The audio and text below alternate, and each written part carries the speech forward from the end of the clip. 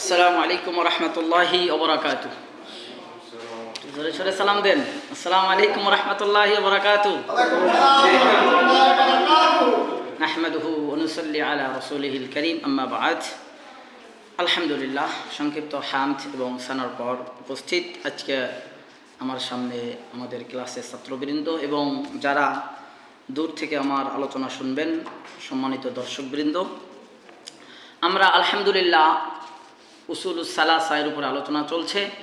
তার দ্বিতীয় উসুল নবী সাল্লাল্লাহু আলাইহি ওয়াসাল্লাম সম্পর্কে জানা। সেটার নবী সাল্লাল্লাহু আলাইহি ওয়াসাল্লামের মাক্কি জীবনের 13 বছরের আলোচনা শেষ করেছি এবং আমরা গত ক্লাসে নবী সাল্লাল্লাহু আলাইহি ওয়াসাল্লামের মদিনা জীবনের প্রথম যেই কাজ সেটা হচ্ছে মক্কা থেকে মদিনা হিজরত। মক্কা থেকে মদিনা হিজরতের সংক্ষিপ্ত ইতিহাস আমরা 10 থেকে 12 মিনিটের ভিতরে কমপ্লিট করেছি। আজ আমাদের মদিনা জীবনের প্রথম যে কাজ, অর্থাৎ আল্লাহ রসুল তো এসে কুবা মসজিদ বানালেন, তারপরে মসজিদুন নববী তৈরি করলেন। এরপরের যে কাজ সেটা হচ্ছে আখা বাইনাল মুসলিমিন, মুসলিমদের মাঝে ভ্রাতৃত্ব বন্ধন তৈরি করা। অর্থাৎ মক্কা থেকে যারা এসেছেন তারা মুহাজির, আর যারা স্থান দিয়েছিলেন তারা হলেন আনসার। এই আনসার এবং মুহাজিরদের মাঝে আল্লাহ রাসূল সাল্লাল্লাহু আলাইহি ওয়াসাল্লাম কী করলেন? প্রথম যে কাজ মদিনাতে এসে সেটা হলো কি, তাদের মাঝে ভ্রাতৃত্ব বন্ধন তৈরি করলেন। এই ভ্রাতৃত্ব বন্ধন এটা খুবই গুরুত্বপূর্ণ একটি বিষয়। এটা ভ্রাতৃত্ব বন্ধন এটা শুধু তখনকার সময়ের জন্য নয়, এখনকার সময়ের জন্য এবং আগামীর জন্য মুসলমানদের ভিতরে এই ভ্রাতৃত্ব যত বেশি থাকবে মুসলমানদের তত বেশি সফলতা অর্জিত হবে ইনশাআল্লাহ। তো রাসূল সাল্লাল্লাহু আলাইহি ওয়াসাল্লাম প্রথমে যে কাজটি করলেন সেটা হচ্ছে মুহাজির এবং আনসারদের মাঝে ভ্রাতৃত্ব তৈরি করলেন। তো এ ব্যাপারে আমরা সংক্ষিপ্ত আলোচনা করার চেষ্টা করব ইনশাআল্লাহ। তো এই ব্যাপারে আল্লাহ রাব্বুল আলামিন বলছেন সূরা আনফালের 72 নম্বর আয়াতের মধ্যে, ইন্নাল্লাযীনা আমানু ওয়া হাজারু ওয়া জাহিদু বিআমওয়ালিহিম ফি সাবিলিল্লাহ। অর্থাৎ মুহাজির এবং আনসার তথা সাহাবীদের ফজিলত অন্য কোনো দার্সে আলোচনা করা যাবে ইনশাআল্লাহ। যখন ফাযাইলুস সাহাবা আমরা আলোচনা করব, সাহাবীদের ফজিলত, তখন বিস্তারিত আলোচনা হবে। আজকে শুধুমাত্র এই বিষয়টাকে সামনে রেখে যে আল্লাহ রাসূল তাদের মাঝে ভ্রাতৃত্ব তৈরি করলেন, এটার কতটুকুন ফলপ্রসূ হয়েছিল এবং কতটুকুন গভীরতা ছিল, এটা কতটুকুন গাঢ় ছিল তাদের ভালোবাসাটা, এটা ফুটে উঠবে ইনশাআল্লাহ কিছুটা। তো রাসূল সাল্লাল্লাহু আলাইহি ওয়াসাল্লাম সূরা আনফালের 72 নম্বর আয়াতের মধ্যে বলছেন, ইন্নাল্লাযীনা আমানু ওয়া হাজারু ওয়া জাহাদু ফি সাবিলিল্লাহ। যারা ঈমান আনছে, হিজরত করেছে, আল্লাহর পথে জিহাদ করেছে, এবং এরা হলো মুহাজির। ওয়াল্লাযীনা আওয়াউ ওয়া নাসারু, এবং যারা কি করেছে? মুহাজিরদেরকে সাহায্য করেছে, তাদের থাকার জায়গা দিয়েছে। অর্থাৎ মুহাজির আর তারা সাহায্যকারী তারা হলেন আনসার। তা আল্লাহ তাআলা এই মুহাজির এবং আনসারদের কথা তুলে ধরে বললেন, উলাইকা বা'দুহুম আউলিয়াউ বা'দ। এই মুহাজির এবং আনসার তারা পরস্পরে কি? আউলিয়া, বা'দুহুম আউলিয়াউ বা'দ, পরস্পর বন্ধুত্ব, পরস্পর তাদের অন্তরঙ্গ সম্পর্ক। আউলিয়াউ বা'দ, তাদের আউলিয়া মানে কি? বন্ধুত্ব। আল্লাহ রাব্বুল আলামিন তাদের প্রশংসা করে এটা বলছেন যে মুহাজির এবং আনসার উলাইকা বা'দুহুম আউলিয়াউ বা'দ, তারা একে অপরের বন্ধু। শুধু তাই নয়, একটু লাস্টে আলোচনাতে আসবে, শুধু তাই নয়, এবং তাদের ভালোবাসার জায়গাটা আরও কত গাঢ় ছিল সেটা একটু উঠে আসুক। সূরা হাশরের 9 এবং 10 নম্বর আয়াতের থেকে আমরা একটু আলোচনা করব।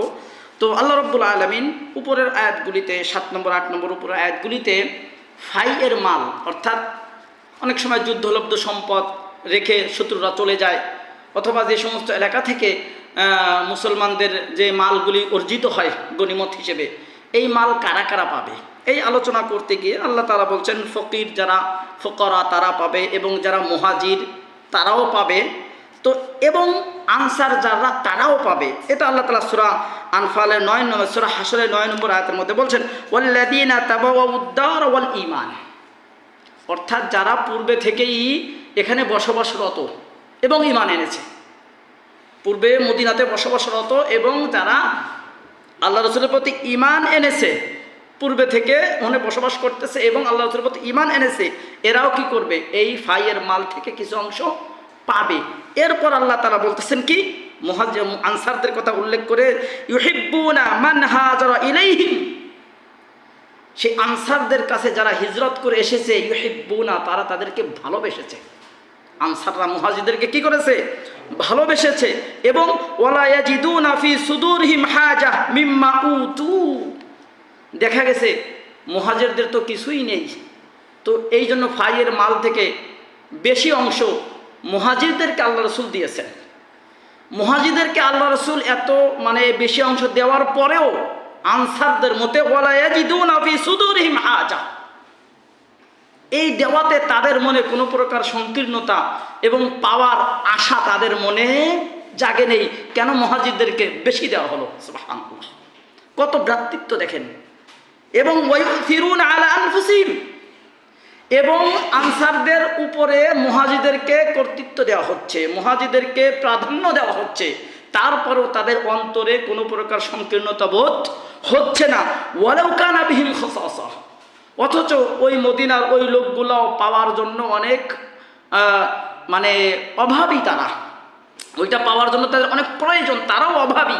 তা সত্ত্বেও আনসারদের উপরে মুহাজিরদেরকে প্রাধান্য দেওয়া হচ্ছে, তাদেরকে বেশি দেওয়া হচ্ছে, তারপরও তারা তাদের মনে কোনো প্রকার পাওয়ার আকাঙ্ক্ষা করছে না। সুবহানাল্লাহ, কত বড় একটা ব্যাপার। এই জন্য আল্লাহ তাআলা বলছেন ওয়ামাইয়ুকা শুহা নাফি নাফসি, ওয়ামাইয়ুকা শুহা নাফসি, অর্থাৎ যে ব্যক্তি তার অন্তরের সংকীর্ণতা থেকে অন্তরের সংকীর্ণতা দূর করে দিতে পারলো, ফাউলাইকা হুমুল মুফলিহুন, আল্লাহ বলছেন ওই অন্তরের সংকীর্ণতা দূর করাতেই তারা সফলকাম হবে। সুবহানাল্লাহ।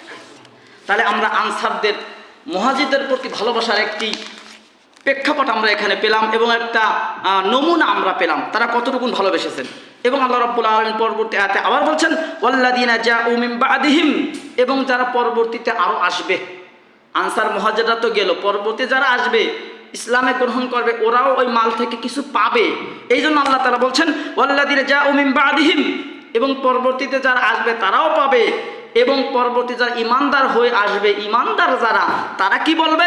ইয়াকুলুনা রব্বানা গফির লানা ওয়া লিইখওয়ানিনাল্লাযিনা সাবাকুনা বিল ঈমান, ইমানদার তারা পরবর্তী যারা আসবে, যারা বলবে যে আল্লাহ আমাদের আগে যারা, অর্থাৎ আমাদের থেকে যারা ইমানে অগ্রগামী হয়ে গেছে, আল্লাহ তাআলা তুমি আমাদের সে ভাইদের ক্ষমা করো। সুবহানাল্লাহ। অর্থাৎ পরবর্তীতে যারা আসবে তারা সাহাবীদের জন্য আল্লাহর কাছে ক্ষমা প্রার্থনা করবে। রব্বানা গফির লানা ওয়া লিইখওয়ানিনাল্লাযিনা সাবাকুনা বিল ঈমান, ঈমানের যে যারা অগ্রগামী হয়ে গেছে ঈমানের দিক থেকে, আল্লাহ তাদেরকে ক্ষমা করো। আরও কি করবে? অর্থাৎ আমাদের উচিত যেটা, আল্লাহ বলছেন ওয়ালা তাজআল ফি কুলুবিনা গিল্লাল লিল্লাযিনা আমানু, এবং তারা বলবে যে আল্লাহ এই সাহাবীদের প্রতি, আমাদের থেকে যারা অগ্রগামী হয়ে গেছে, এদের প্রতি যেন আমাদের কোনো প্রকার সংকীর্ণতা বিরাজ না করে, তাদের ব্যাপারে যেন আমাদের মন থাকে উদার। সুবহানাল্লাহ। অর্থাৎ আমরা এখানে আনসার এবং সাহাবীদের গুরুত্ব মর্যাদার কথাটাও চলে আসলো, এবং আনসাররা যে মুহাজিরদেরকে কতটুকু ভালোবেসেছেন সেটাও একটা নমুনা আমরা এখান থেকে পাইলাম। আলহামদুলিল্লাহ।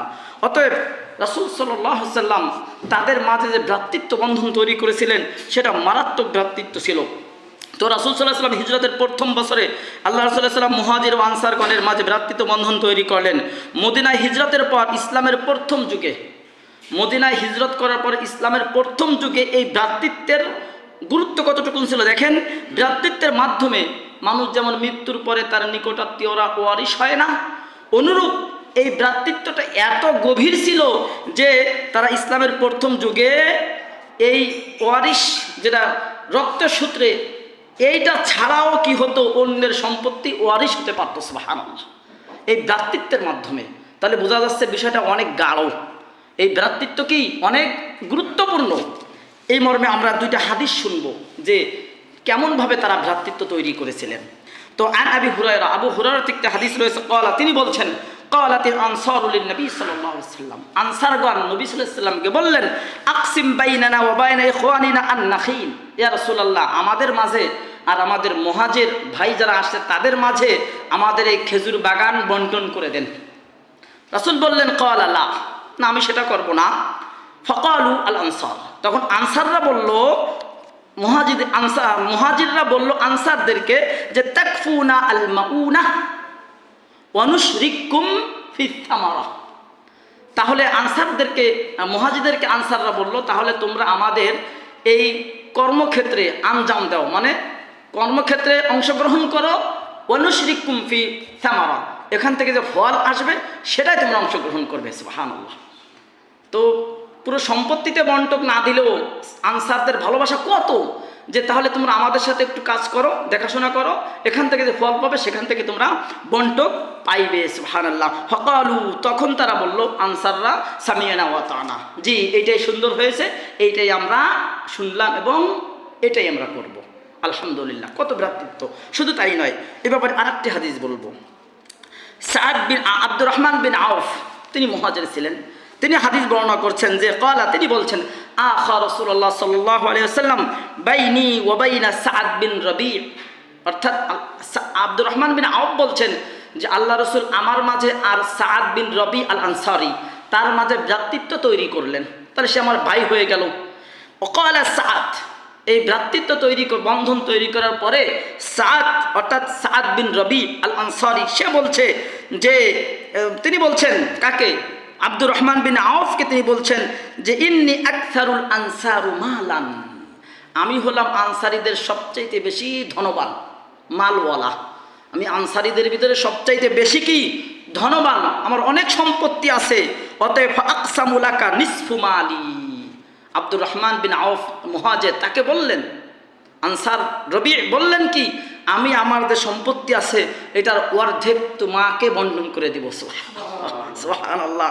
ক্বালা, এবং একটা বললেন, ওয়া ইমরাতানে, এবং আমার দুইজন স্ত্রী আছে। কে বলছে? সাদ বিন রবি আল আনসারি। এবং আমার দুইজন স্ত্রী আছে, ফানদুর আজাবাহুমা ইলাইক, এই দুইজন স্ত্রীর দিকে তুমি দেখো, অর্থাৎ এই দুইজন স্ত্রীর ভিতরে তোমার যাকে পছন্দ হয় তুমি বলো, আমি তাকে তালাক দিয়ে দেব এবং ইদ্যত পূরণ হওয়ার পরে তুমি তাকে বিয়ে করতে পারবে। সুবহানাল্লাহ। সম্পত্তি অর্ধেক দিতে চাইলেন, এমনকি তার দুইটা স্ত্রী থেকে একটা স্ত্রীও তালাক দিয়ে তাকে বিবাহ করার অনুমতি দিলেন। ফাকালা আব্দুর রহমান বিন আউফ, আব্দুর রহমান বিন আউফ তিনি বললেন কাকে? রবি আল আনসারি, সাদ বিন রবি আল আনসারিকে তিনি বললেন যে বারাকাল্লাহু লাকা ওয়া ফি আহলিকা ওয়া মালিকা, আল্লাহ তোমার পরিবারে, পরিজনে এবং তোমার সম্পদে আল্লাহ বরকত দিক, কিন্তু লা হাজাতুন লি ফি যালিক, কিন্তু এটার আমার প্রয়োজন, এই অর্ধেক সম্পত্তি এবং একটা নারী তুমি তালাক দিয়ে বিয়ে করবে, এটা আমার প্রয়োজন নাই। বরঞ্চ তিনি জিজ্ঞেস করলেন, হাল মিন সুকিত তিজারা, তোমাদের আশেপাশে কোনো ব্যবসায়ী বাজার আছে নাকি যেখানে ব্যবসা করতে পারবো? ক্বালা, সাদ বিন রবি বললেন যে হ্যাঁ, সুক কাইনুকা, এই যে আমাদের পার্শ্ববর্তী কাইনুকা বাজার আছে, ওখানে ব্যবসা বাণিজ্যের সুযোগ রয়েছে। ক্বালা আব্দুর রহমান বিন আউফ তিনি বললেন, গাদান ইলাইহি আব্দুর রহমান, তাহলে আগামীকাল সেখানে আব্দুর রহমানকে নিয়ে চলবে, আমি সেখানে গিয়ে ব্যবসা করবো। বলেন সুবহানাল্লাহ। যদিও গ্রহণ করলেন না আব্দুর রহমান বিন আউফ, কিন্তু তাদের ভিতরের ভ্রাতৃত্ব এটা তো বুঝতে পারলেন নাকি, যে মুহাজির এবং আনসারদের মাঝে কি ভ্রাতৃত্ব ছিল। সুবহানাল্লাহ বিহামদি। এই জন্য আমাদের উচিত মুসলিমদের মাঝে মজবুত ভ্রাতৃত্ব তৈরি করা, ইনশাআল্লাহ এতে সফলতা রয়েছে ইনশাআল্লাহ। আল্লাহ তাআলা আমাদেরও তৌফিক দান করুক, আল্লাহুম্মা আমিন। তো মদিনা হিজরতের প্রথম যে কাজ করলেন সেটা হলো এই মুহাজির এবং আনসারদের মাঝে ভ্রাতৃত্ব তৈরি করলেন। এরপরের যে কাজটা করলেন, কিছু গোত্রের সাথে, কিছু লোকদের সাথে এবং মুসলিমদেরকে বিভিন্ন বিষয় কি করলেন, কিছু চুক্তিনামা, কিছু শর্তনামা ইত্যাদি ইনশাআল্লাহ আমরা পরবর্তী ক্লাসে আলোচনা করবো। জাযাকুমুল্লাহু খায়র, বারাকাল্লাহু ফীকুম। আসসালামু আলাইকুম ওয়া রাহমাতুল্লাহ।